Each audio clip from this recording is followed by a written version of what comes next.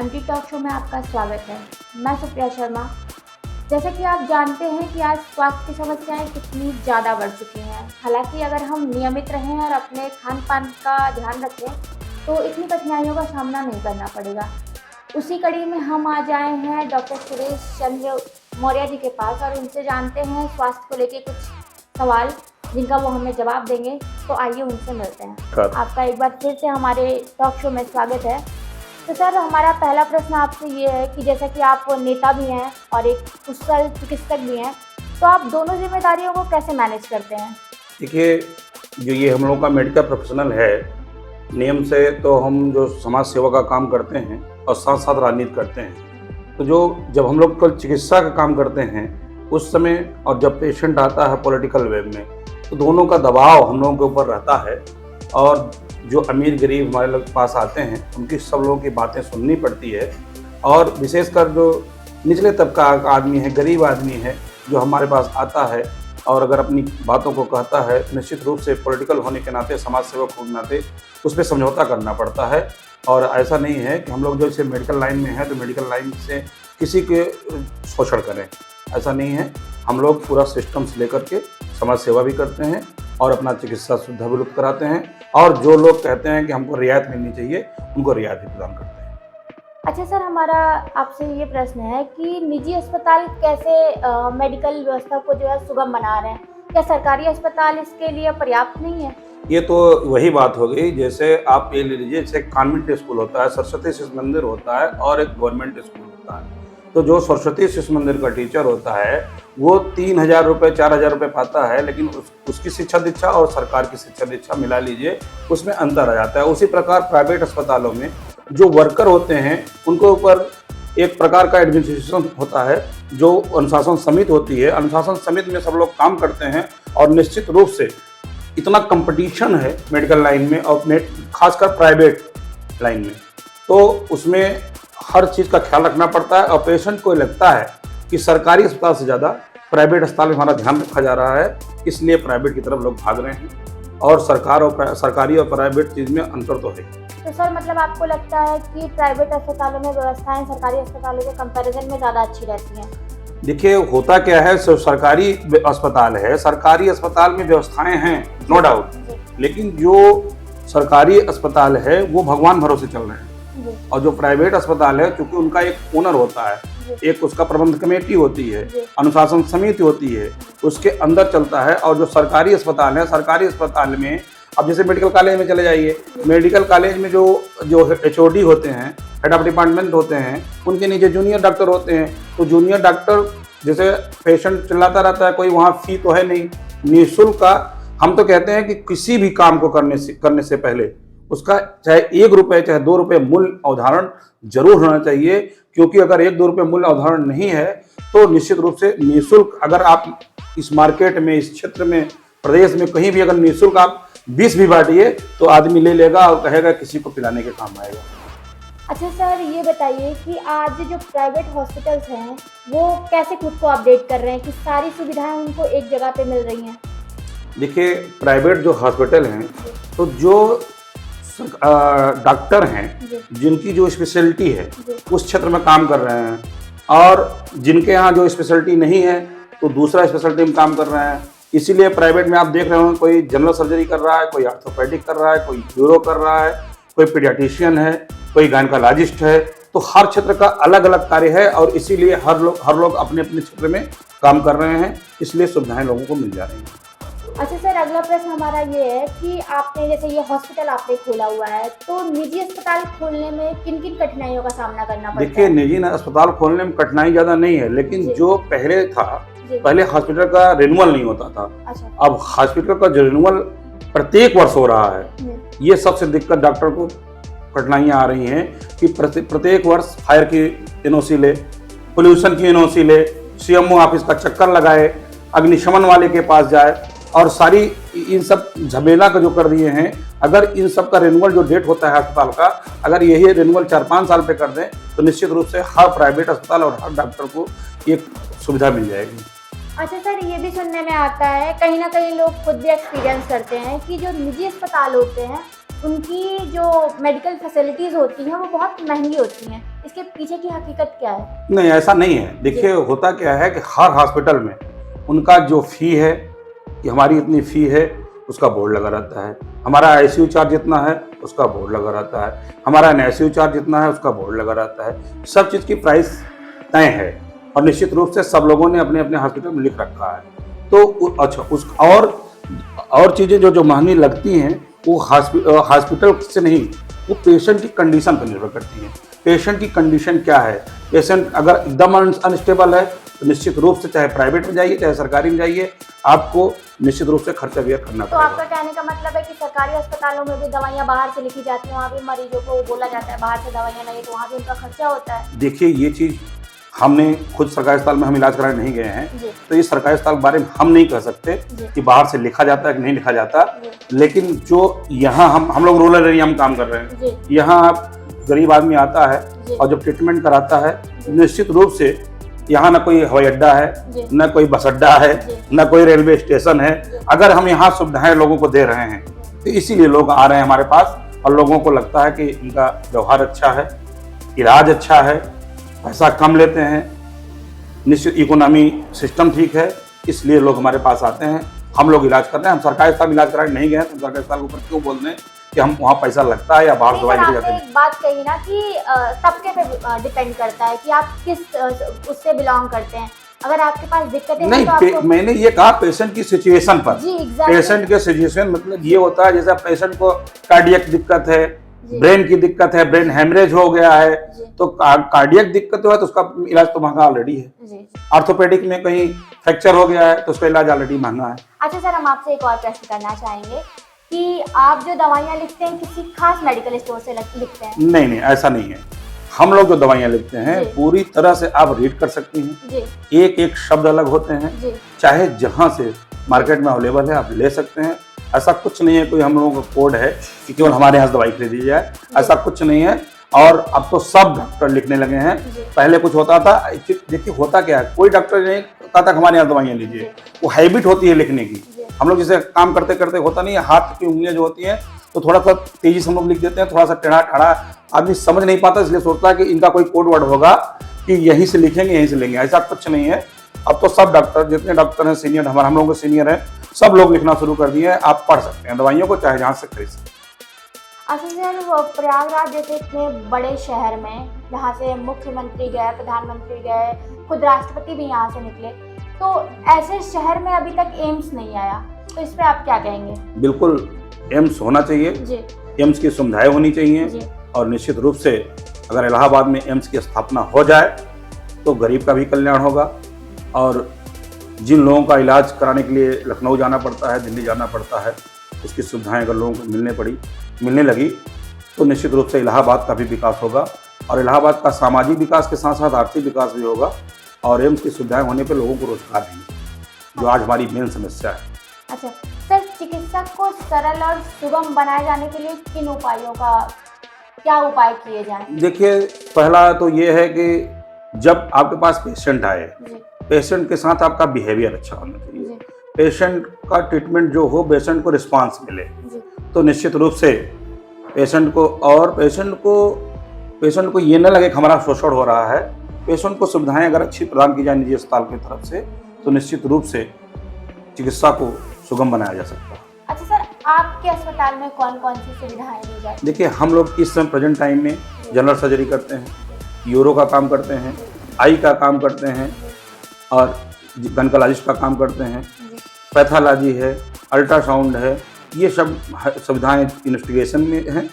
और जो सर्जरी में जनरल सर्जरी, यूरो, आई मेनली ये लोग हम लोग करते हैं।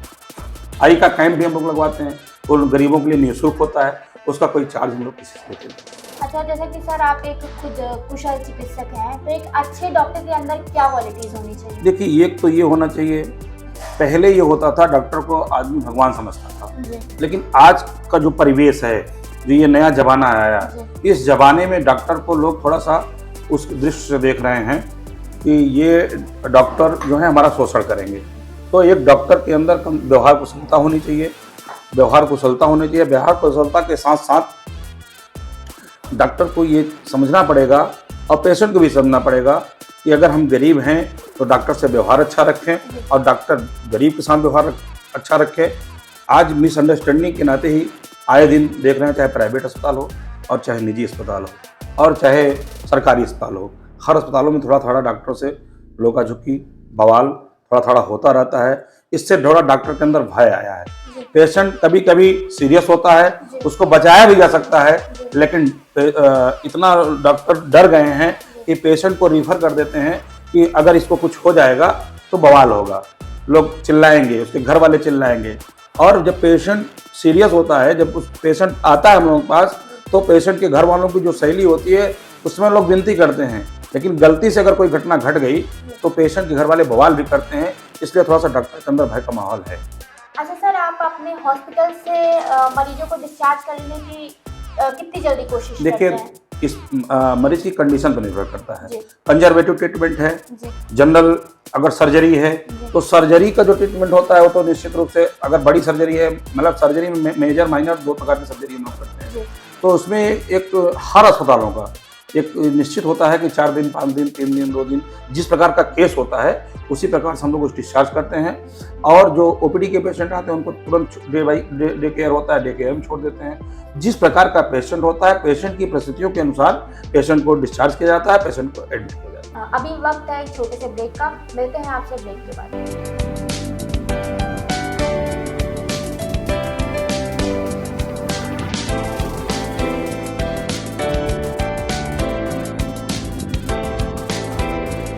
ब्रेक के बाद आपका फिर से स्वागत है हमारे चैनल एंटी टॉक शो में। तो जैसा कि हम डॉक्टर सुरेश चंद्र मौर्य जी से बातचीत कर रहे थे, तो आइए उनसे अपनी चर्चा शुरू करते हैं। हमारा ये प्रश्न है कि जैसे कि आपने अभी बताया कि हॉस्पिटल रिन्यूअल में जो है समस्याएं आती हैं प्रत्येक वर्ष, तो उसमें आपका क्या सुझाव है? मेरा ये सुझाव है कि जैसे हॉस्पिटल रिन्यूअल के लिए जो प्रत्येक वर्ष रिन्यूअल होता है, पहले तो उसको समय सीमा बढ़ा दी जाए और उसके बाद जो रिन्यूअल के जैसे पोल्यूशन के लिए अलग जाइए, फेरो बिल्डर वास्टर्स के लिए अलग जाइए और अग्निशमन के लिए अलग जाइए, तो उनका ऑफिस जो हो वो सीएमओ ऑफिस एक छत के नीचे हो।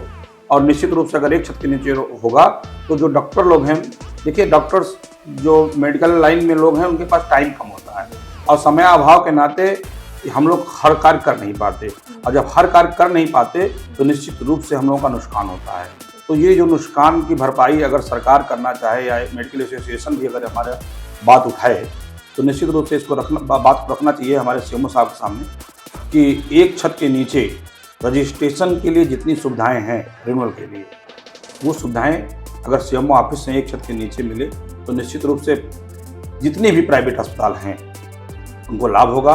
और रजिस्ट्रेशन की जो सीमा है प्रत्येक वर्ष की, उसको 5 वर्ष का अगर कर दी जाए, हर प्रत्येक 5 वर्ष पर रिन्यूअल हो। हम ये रिन्यूअल के खिलाफ नहीं है, लेकिन जो हर वर्ष होता है, हर 11वें महीने पूरा एनओसी बनवाइए, अग्निशमन का अलग बनवाइए, फेरो बिल्डर का अलग बनवाइए, पोल्यूशन का अलग बनवाइए, अग्निशमन का अलग बनवाइए। इससे निश्चित रूप से प्रत्येक डॉक्टरों का शोषण भी होता है और हर डॉक्टर परेशान होता है, पूरे अस्पताल वाले परेशान होते हैं। डॉक्टर साहब, डॉक्टर और मरीज के बीच में क्या कोई ऐसे भावनात्मक संबंध बन जाते हैं? यानी जब वो अस्पताल से ठीक होके जाते हैं तो क्या उनकी हाल खबर ली जाती है? निश्चित रूप से हाल खबर भी ले जाती है। अब तो सोशल मीडिया का भी ज़माना है और जब से मोबाइल व्हाट्सएप चालू हुए हैं, अब निश्चित रूप से पेशेंट का हालचाल भी लिया जाता है, पेशेंट को बुलाया भी जाता है और पेशेंट पूरा सेटिस्फाई होके, संतुष्ट होके जब जाता है तो निश्चित रूप से पेशेंट का आशीर्वाद हम लोगों को मिलता है। और जिस मरीज का कल्याण होता है वो मरीज अब यहीं नहीं गांव में भी जाके लोगों से कहता है कि डॉक्टर साहब हमारे लिए भगवान बन गए। और जिनका देखिए होता क्या है, हम 100 काम करते हैं जी। जो आज का परिवेश है, तो 100 जब काम करते हैं, 99 काम अगर अच्छा हुआ तो बहुत अच्छे हैं, बहुत अच्छे हैं। 100वां काम अगर एक काम खराब हो गया तो 99 जो हमने अच्छा काम किया यहाँ लोग भूल जाते हैं। ये आज का जो परिवेश है ये थोड़ा सा डॉक्टरों के लिए गड़बड़ है। सर, जैसा कि आप समाजवादी पार्टी के नेता हैं, तो 1-2 सवाल आपसे राजनीति का हो जाए। जी बिल्कुल। तो सर, लोकसभा चुनाव 2024 में आपकी गवर्नमेंट, आपकी पार्टी का प्रदर्शन कैसा रहेगा? देखिए, जिस हिसाब से जमीनी स्तर पर और राष्ट्रीय अध्यक्ष जी का आह्वान हुआ है, तो निश्चित रूप से हम लोग उत्तर प्रदेश में लोकसभा में अपने प्रदर्शन को अच्छा करने जा रहे हैं। आज इस समय प्रेजेंट टाइम में हमारी पार्टी की तरफ से जो सामाजिक समरसता, सामाजिक कल्याण, सामाजिक विकास, समाज में फैली कुरीतियों के विरुद्ध सामाजिक जनगणना, जो जनगणना का मुद्दा इस समय हमारे यहाँ चल रहा है, निश्चित रूप से अगर हम जनगणना कर लें तो प्रत्येक जो समाज दबा कुचला है, छोटी छोटी जातियां हैं, अगर हमको संख्या अगर जानकारी हो जाए तो निश्चित रूप से, और संवैधानिक अधिकार के तहत हर कानून संविधान का लागू हो जाए तो निश्चित रूप से लोगों को हम न्याय दे सकते हैं। और हमारी समाजवादी पार्टी इसमें कदम से कदम मिलाकर आगे बढ़ने का काम कर रही है। हमारे राष्ट्रीय अध्यक्ष जी का इस समय निर्देश भी है, और अभी आपने पिछले दिनों देखा होगा कि विधानसभा में भी जाति जनगणना का मामला हमारे राष्ट्रीय अध्यक्ष जी ने बहुत जोर शोर से उठाया था, और निश्चित रूप से जाति जनगणना होनी चाहिए। अगर इस देश में अगर ये जनगणना हो रही है कि हमारे पास पशु कितने हैं, शेर कितने हैं, बिल्ली कितने हैं, चीता कितने हैं, ये भैंस कितने हैं, बकरी कितने हैं, सब पर टैग लग रहा है, तो निश्चित रूप से जनगणना होनी चाहिए। जो विभिन्न प्रकार की बिरादरियों में लोग बटे हुए हैं, विभिन्न प्रकार की जातियों में लोग बटे हुए हैं, तो निश्चित रूप से जनगणना होनी चाहिए। और जो दबे कुचले लोग हैं, सामाजिक समता मूलक समाज की जो स्थापना का सपना डॉक्टर भीमराव अम्बेडकर ने देखा था, उसको पूरा करने के लिए निश्चित रूप से जाति जनगणना होनी चाहिए। और इसके परिप्रेक्ष्य में हम लोग इस मुद्दे को, इस विषय को लेकर लोगों के पास जा रहे हैं, लोगों का समर्थन भी मिल रहा है। आज की डेट में आप देख रहे हैं इस समय की जो सरकार है, जो पहले पिछड़ी जाति के लोग हों, दलित के लोग हों, उनकी छात्रवृत्ति आती थी, आज छात्रवृत्ति भी रोक दी गई है। और छात्रवृत्ति रोक दी गई है, कहते हैं कि इसमें ये कमी है, ये कमी है। कमी कोई नहीं है, केवल बजट इसलिए नहीं दिया जा रहा है कि अगर पिछड़े दबे कुचले लोग शिक्षा प्राप्त कर लेंगे तो निश्चित रूप से आगे जाएंगे। तो मतलब इसलिए शिक्षा के हिसाब से उनकी रीढ़ तोड़ी जा रही है, केवल पिछड़े दलितों को दबाया जा रहा है। शिक्षा के क्षेत्र में भी गवर्नमेंट काम नहीं कर रही है। देखिए, शिक्षा के क्षेत्र में गवर्नमेंट जो काम कर रही है, देखिए होता क्या है, अभी आपने मुद्दा उठाया था प्राइवेट और निजीकरण का। प्राइवेट में कुछ सुविधाएं अच्छी हैं, कुछ सुविधाएं निजीकरण में अच्छी हैं, ठीक है ना, और कुछ सरकारी में ठीक अच्छी हैं। और अभी देखिए कोरोना काल आया था, कोरोना काल में तो भाई सरकारी अस्पताल ही काम दिए, तो ऐसा नहीं है कि जो सरकारी संपत्तियां हैं उनको भी हटा दिया जाए, ऐसा नहीं है। कुछ सरकारी चीजें ठीक हैं, कुछ निजीकरण के क्षेत्र में ठीक हैं, तो दोनों का जो समन्वय बनाया जाए। जैसे एक तुला होती है, तुला का जब मापन किया जाता है तो तुला का मापन जब बैलेंस बराबर होता है, तो जब सामाजिक समरसता कायम करनी होगी तो जो हमारा दबा कुचला पिछड़ा समाज, दलित समाज है, उसको जब हम आगे ले आएंगे तब सामाजिक समता मूलक समाज की स्थापना होगी, जिसका सपना डॉक्टर भीमराव अम्बेडकर ने देखा। तो सर, अब ये हम लोग मान लें कि 2024 में डॉक्टर सुरेश चंद्र मौर्य जी लोकसभा चुनाव भदोही से लड़ेंगे। नहीं, देखिए होता क्या है, व्यक्ति बड़ा नहीं होता, पार्टी बड़ी होती है। पार्टी का निर्णय सर्वमान्य होता है। हम लोग समाजवादी पार्टी के छोटे से कार्यकर्ता हैं, और समाजवादी पार्टी के हमारे राष्ट्रीय अध्यक्ष सर्वे सर्वा माननीय अखिलेश यादव जी हैं। उनका जो दिशा निर्देश होता है उस पर हम लोग काम करते हैं। हम लोग समाजवादी विचारधारा के लोग हैं, इसलिए हम लोग किसी पद या किसी लालच के रूप में समाजवाद के रूप में समाजवादी पार्टी में काम करते हैं। जी, राजनीति बहुत बड़ा टॉपिक है, हम लोग चिकित्सा पे बातचीत कर रहे हैं, ऐसे तो बहुत ज्यादा समय चला जाएगा, ये राजनीति तो पूरा कार्यक्रम बन जाएगा। तो हमारा आपसे अगला प्रश्न ये है चिकित्सा के क्षेत्र में कि कैसे इंसान, अभी जो टाइम चल रहा है, इतना फास्ट टाइम चल रहा है, कैसे खुद पे ध्यान दें हम, कैसे हमें बीमारियों से बचा सकते हैं हम खुद को। जी, पहला नंबर तो साफ सफाई, सैनिटाइजेशन का ध्यान रखे आदमी, और खान पान पे विशेष ध्यान रखे। जो आज के सामग्री हैं, आज आदमी ज्यादा पैदावार के चक्कर में जो हमारे यहाँ यूरिया हुआ, ये डाई हुआ, जिसका प्रयोग हो रहा है, तो ये प्रयोग हो रहा है, निश्चित रूप से हमारे शरीर के लिए हानिकारक है। तो हम अपने शरीर की योग करके शरीर को खान पान सिस्टम से रख करके एक चार्ट बना लिया जाए। अगर मेनू बना लिया जाए, आदमी मेनू बना ले, तो निश्चित रूप से बीमारी छुटकारा मिल सकता है। योग बनाए, वर्क करे और अपने स्वास्थ्य का ध्यान रखे। और जब आदमी 40 साल का हो जाए, एबव 40 ईयर, 40 साल के बाद निश्चित रूप से अपना मेडिकल चेकअप कराता रहे, तो निश्चित रूप से रोग से निजात मिल सकती है। बाकी मृत्यु सत्य है, उसको नकारा नहीं जा सकता। इस दुनिया में जो आया है वो जाएगा, ये कट सत्य है। इसलिए जब तक हैं तब तक अपना ध्यान रखें, स्वस्थ रहें और सुरक्षित रहें। सर, आज जैसे दिनचर्या इतनी फास्ट हो गई है, क्या यही कारण है तनाव और हाई ब्लड प्रेशर का? देखिए, दिनचर्या फास्ट होने से जो हमारा देश हो, प्रदेश हो, हम अपने हो, जो हम लोग विकास कर रहे हैं, वो दिनचर्या जो फास्ट हुई इसी से विकास कर रहे हैं। लेकिन आदमी सोचता ज़्यादा है, हंसता कम है, और हंसना स्वास्थ्य के लिए लाभदायक है। और जो आदमी मानसिक तनाव में आता है तो निश्चित रूप से उसको हाइपरटेंशन होता है, शुगर की बीमारी होती है, और जब एकदम आदमी सोचते सोचते डिप्रेशन में चला जाता है। जब डिप्रेशन में जाता है उसको नींद नहीं आती है, बेचैनी होती है, तमाम प्रकार के आर्गन पर डिफेक्ट डालना शुरू हो जाता है। जब आर्गन डिफेक्ट होना शुरू हो जाता है तो निश्चित रूप से आदमी बीमारी का शिकार हो जाता है।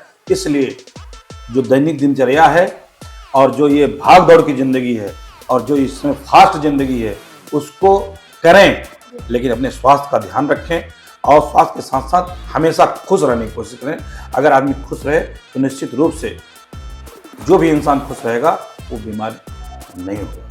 सर, जैसे कि आज के टाइम में हर चीज़ के स्पेशलिस्ट हैं, तो इंसान कैसे मैनेज करे खुद को? क्योंकि कुछ ना कुछ तो लगा ही रहता है आज के टाइम में, तो उस पर कैसे ध्यान दें?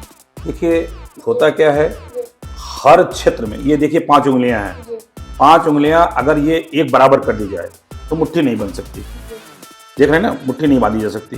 तो इसी प्रकार हर क्षेत्र में जिनका जो क्षेत्र है उसमें वो स्पेशलिस्ट है।